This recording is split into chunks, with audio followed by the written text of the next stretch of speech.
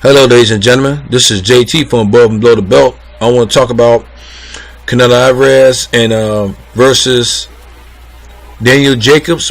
It might be a possibly matchup next year.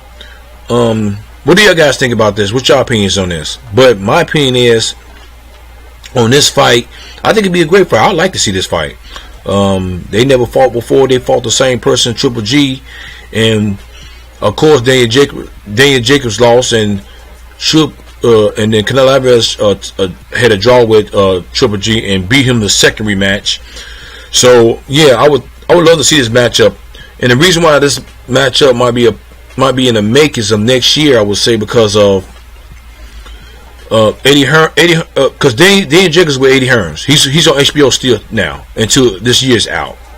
So more likely Daniel Jacobs will be on the zone. And guess who else is on the zone? Canelo Alvarez. And another thing is, I got to mention this person too, Demetrius Andre. He's with the zone, and he's with Eddie Hearns. So he could possibly be fighting Canelo Alvarez probably next year or the year in 2020 maybe. You know what I'm saying? So, but Canelo Alvarez got to fight with Rocky Fielding. And I think after that fight, if he beat him, which I think he might, I think he definitely would win that fight, Canelo Alvarez. He might fight Daniel Jacobs. But see, some people think that Canelo Alvarez is gonna fight Jamal Charlo.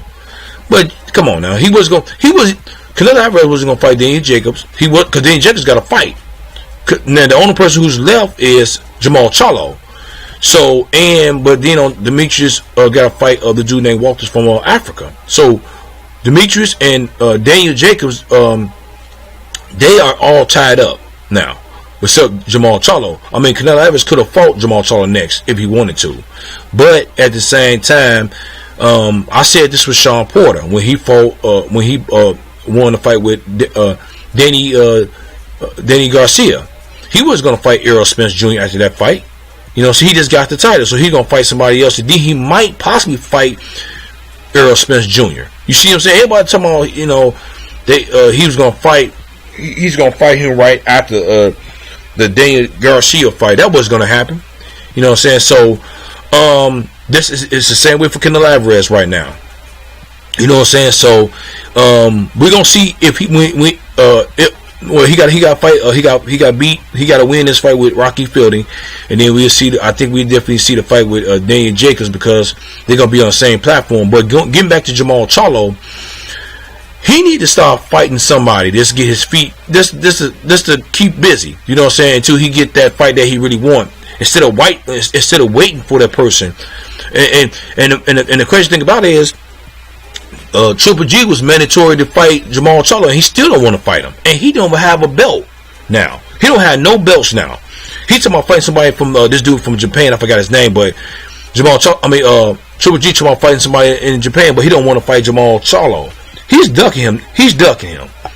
You know what I'm saying? I don't care what nobody say. I'm not biased or nothing like that. I don't care. If you call me biased, call me whatever you want to call me.